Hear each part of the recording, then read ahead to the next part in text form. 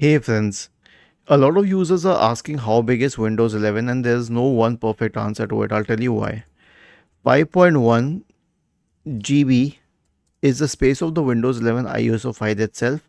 You need at least 64 GB of space on your computer to install Windows 11. Otherwise, you will not be able to install it.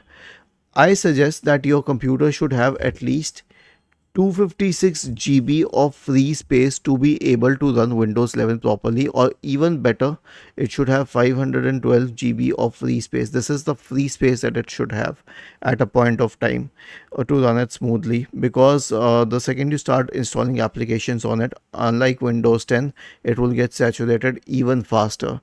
So how big is Windows 11 right now? There is no answer because it keeps on sending updates. Those updates have a volume of its own and they are counted as Windows 11 itself.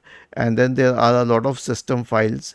Obviously, you can debloat your computer and remove a few system applications like Windows Photos, Microsoft Store, and Bing Maps, and all that you do not use as much, and make your computer faster.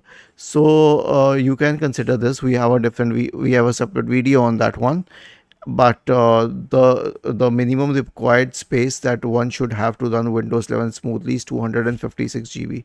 So I'll just highlight it here. This is the space that you really need, and the minimum system requirement is 64 GB to even install it. Was this helpful? If yes, then please subscribe to the channel. If not, then let us know in the comment section of the video on how we could help you further.